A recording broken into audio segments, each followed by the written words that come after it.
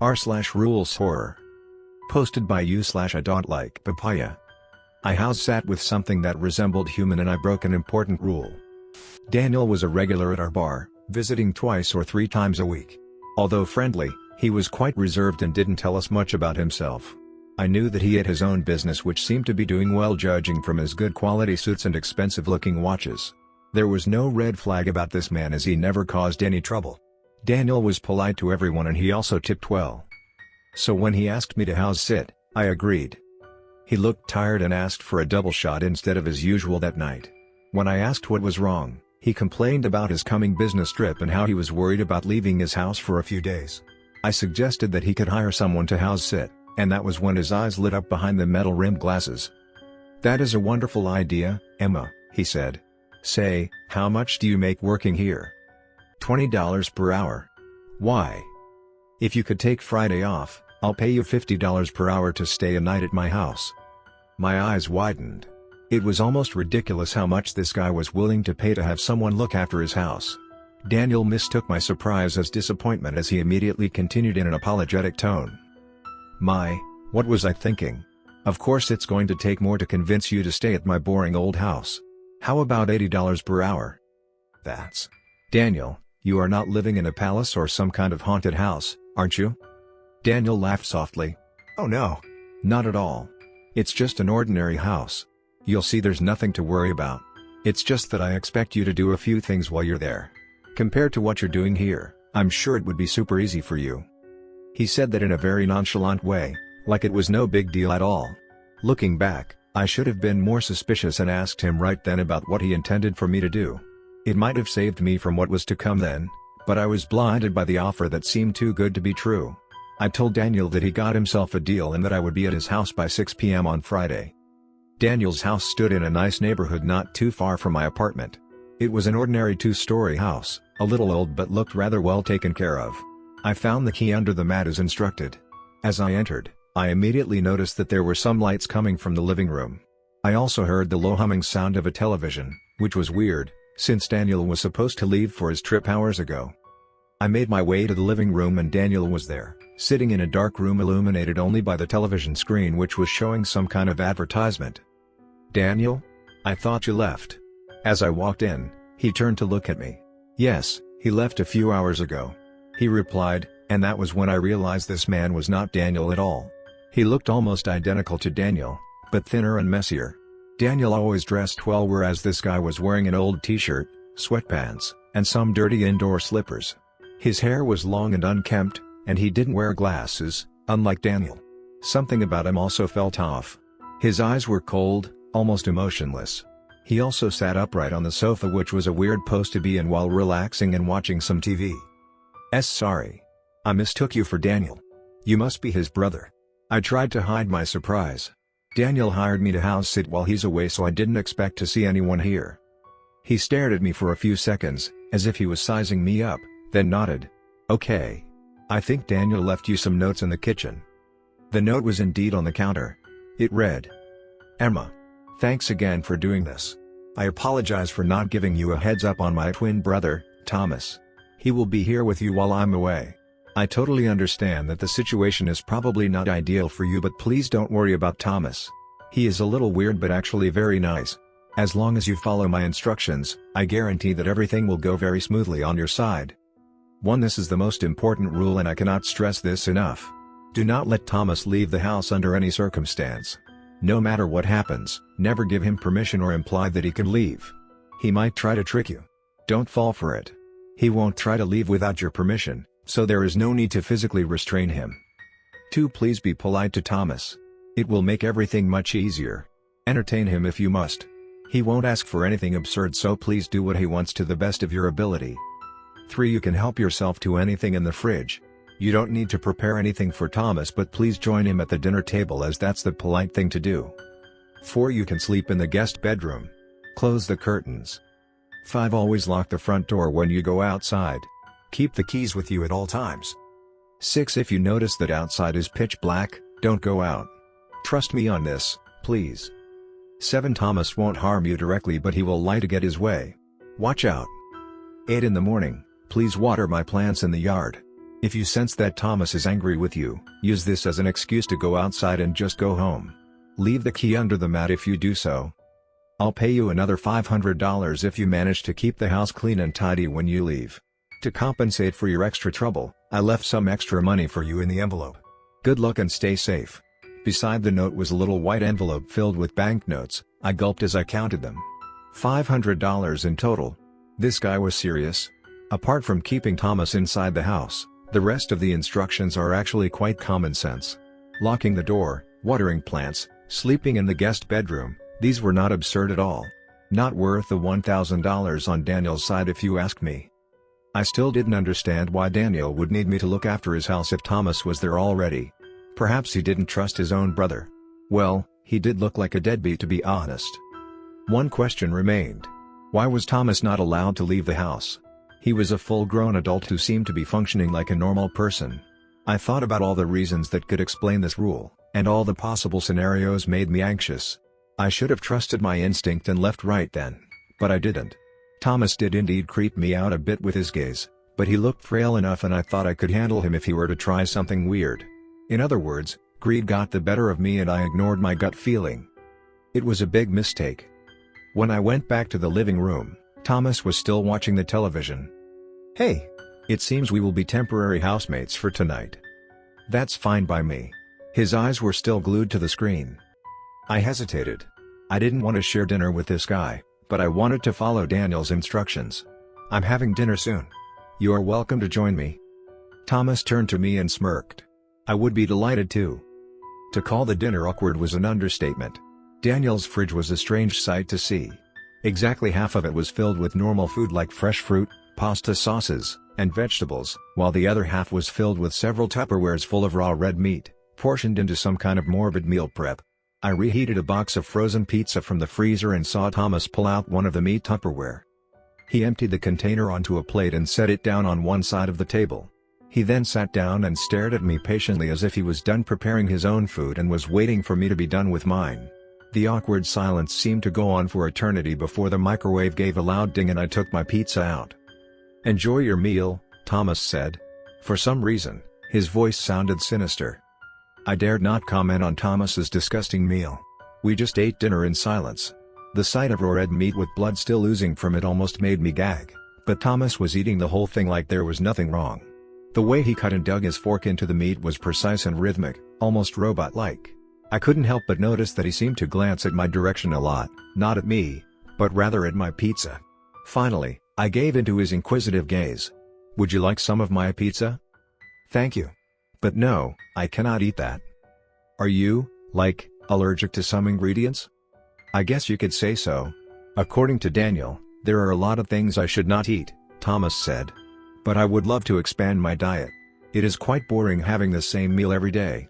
I heard there are many options around this neighborhood." "Well, I don't really know this area too well but I'm sure there are some decent restaurants. Could we go to one of them?" His request caught me off guard. "Huh? You mean right now?" "I would like to go out, please." The sentence sent a shiver down my spine. I immediately thought of Daniel's instruction. While I didn't understand the context or any reasoning behind it, I didn't want to find out what would happen if I broke the rule. "Well, we've already had our dinner and I'm not from around here so maybe it's better if you just ask Daniel to take you later." "Okay. That is a wise decision on your part." Thomas stood up and took his now empty plate to the sink. "If we are not going out, then we are watching television together." The way he demanded me to spend time with him almost felt like I was babysitting this full-grown man. While Thomas was calm and oddly polite, I inexplicably felt threatened by just having him sitting on the opposite end of the sofa, staring at the bright screen. Even without considering Daniel's ominous instruction, something told me that it was best to do what this man wanted. I regretted my decision to stay, but it was too late now. We sat in silence for a few minutes. I couldn't concentrate on what was on the screen. Thomas kept breaking the silence by asking me weird, personal questions, like where I worked, where my home was, and if I traveled a lot. His conversational skill was abysmal and I was an unwilling participant, so the conversation didn't flow or went anywhere beyond 2 or 3 exchanges before the silence crept in again. I wanted to tell him off, but didn't want to appear rude so I endured his strange questions. The 7 p.m. news started and it was about a recent assault. The reporter was interviewing the victim, who was recovering in a hospital room. This man lives in a weird-looking but spacious home. Thomas remarked. It took me a few seconds to register what he'd just said. I could not believe someone could be so sheltered and dumb. That's not his home. That's the hospital. Hospital? Thomas repeated curiously. What kind of place is that? I could not believe my ear. Was this some kind of dumb joke? I turned to see if he was smiling, but he was not. He just stared back at me, patiently waiting for an answer. Then it dawned on me, this man must be mentally challenged. That was the only explanation. That was why Daniel didn't want him to leave the house, out of embarrassment or in fear of his own safety. There was no way a man in his 30s wouldn't know what a hospital was unless he had some serious issues that affected his behavior and learning. I breathed in, switching to a babysitter mode. A hospital is a place where people go when they are in need of medical help. So if I'm in need of medical help, I will have to go to the hospital, which is outside, Thomas murmured to himself, then he turned to me. So if you kill me, I would have to go to the hospital. Is that right? That's ridiculous. I will not kill you. Can I convince you, then? Again, what he said made my hair stand. His serious face made me feel like he was mocking me. No, and you are not leaving this place. I stood up, couldn't bear spending another minute with this guy. I'm going to bed now. Good night. Thomas just stared at me blankly. Okay. Good night. Don't forget to close the curtain. He didn't need to remind me. I grabbed Daniel's instruction and headed to the guest bedroom, locking the door behind me. The room was too close to the living room for my comfort and I could still hear a faint sound from the television. I looked outside the window and it was pitch black. Not having any energy left to deal with whatever was going on outside, I just closed the curtain and hid under the blanket. I considered leaving right then. But I would have to break rule number 6 and walk past where Thomas was, which I really didn't want to do. I didn't know what the heck was going on anymore and I didn't want to risk it. I texted Daniel, telling him that his brother was crazy and that I would leave this place first thing in the morning. He didn't reply. Despite being nervous and scared, I dozed off eventually. I woke up again in the middle of the night to a loud thud and the sound of metallic objects clashing on the tiled floor. I heard a faint cry and looked at my watch. It was 3 a.m. I really didn't want to go outside to investigate, but I did anyway. Thomas was weird and unpleasant, but I still needed to check if he was alright. I tiptoed past the dark hallway. The television in the living room was still on, but Thomas was no longer there. I saw light from the kitchen, and as I walked closer, what awaited me inside stopped me in my tracks. The knife holder was flipped, several knives were scattered on the counter as if there had been a struggle. Bloody handprints stamped onto the white marble surface. Behind the kitchen island, Thomas was lying on the floor with hands over his chest. There was blood everywhere. His white t-shirt was dyed red and blood was spewing from his mouth. Thomas. What the fuck happened here? I rushed to him and pulled his hands off. The knife was still there, buried deep into his chest. Help me. Emma, Thomas whispered. His face was as pale as paper. Someone broke in, and they stabbed me. Oh God. I'll call the ambulance right now. Panic swept over me. I grabbed the kitchen towel and put it over his open wound. Thomas grunted painfully but he also looked confused. What are you doing? I'm stopping the bleeding, so stop talking. I pressed the wound with one hand and fumbled for my phone with another, clumsily dialing the emergency service. No. You need to take me to the hospital. I paused, my hands were shaking, not because of the horrific scene in front of me, but because of the realization of what I was about to do. Looking at his injury up close, I couldn't help but wonder how this man could still be alive. The knife plunged directly into where his heart would have been. There was no way he would still be talking coherently, let alone having consciousness. Thomas noticed my realization, and he shifted his demeanor immediately. He grabbed my hand. His voice was no longer trembling with pain, but monotonic and emotionless like it had been all evening. Emma, take me to the hospital. Can't you see I'm in immense pain? I will die if you don't take me to the hospital. And no. I tried to shake my hand but he tightened his grip. A dying man would not have strength to do this for sure. Why, you lied, right? You did this to yourself. How the fuck are you still alive? Let me out. I need to go out. I promise I will spare you. Let go of me, you sick fuck. I broke free, but my back was against the counter and Thomas was in my way. I stared in horror as he slowly stood up in a puddle of his own blood, pulled the knife out from his chest and tossed it away. He smirked, but judging from the way he was glaring at me, I knew he was boiling inside. I had made Thomas very angry and he could barely contain it. "You really are a resolved young woman." He just stared at me as I stumbled for the knife. Daniel made a correct decision this time around. Bad for me. But good for the rest of you humans, I guess. "Stay away from me." I pointed the knife at him. He chuckled calmly, but then it was like a switch was flipped. Thomas grabbed the microwave and smashed it on the ground. "If you just let me out, none of this would have happened. Given already. You can't contain me forever." He went on and started destroying other kitchen appliances in a fit of rage, and that was when I noticed that his face was melting. Like candle wax, the color was drained from his face into some kind of thick fleshy goop combined with blood, and underneath was a face I would never be able to erase from my nightmare for the rest of my life. The face was dark, like a void of nothingness, with too many eyes and mouths that obviously belonged to different people scattered everywhere. Thomas, or whatever that pretended to be him, grinned with all of its multiple mouths, and started to laugh. His horrible laughter echoed through the hall as I ran back to the guest bedroom. It was almost like the house itself was laughing.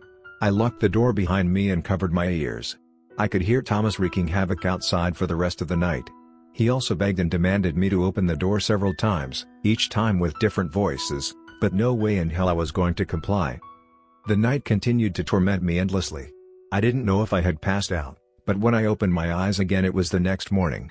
Outside was bright out and the birds were chirping. I contemplated escaping through the window, but it wouldn't budge. My phone lost signal and I had no choice but to leave the bedroom and confront the thing outside. The house was a mess. Wallpapers were torn up and furniture thrown around. Blood splattered on the wooden floor and seeped into the carpets. Thomas really gave his all when he was throwing his demonic tantrum. I tried to make a run for it to the front door, but I couldn't do so without passing the living room. The television was still on, playing static as it had been smashed with a lamp. And of course, Thomas was sitting there in the exact same spot. He was waiting for me. He was back to normal, if he ever was normal before, albeit looking exhausted in his blood-soaked clothes. "Good morning, Emma. Are you leaving already?" "I'm just going to water the plants," I stuttered and quickly made my way to the door, without turning my back to him. Thomas didn't move. He just smirked. "It was a lovely evening with you. I look forward to seeing you next time." I swung the front door open and ran outside as fast as I could. As I stumbled into my car, the phone gave a loud ding as it regained the signal. There was a text from Daniel. He had replied to me since last night. "I'm sorry you had to deal with Thomas and I fully understand and respect your decision to leave. But please, don't forget to lock the door when you go out. I hope you remembered to keep the keys with you like I instructed." My heart stopped. I patted my shirt and pants pockets but the keys were not there. I must have left them inside the guest bedroom with the rest of my stuff when I left, and I sure as hell didn't lock the door after me just now. I looked back at Daniel's house in terror. The front door was opened. Standing there in a blood-soaked t-shirt and sweatpants was no longer Thomas. It was me, smirking.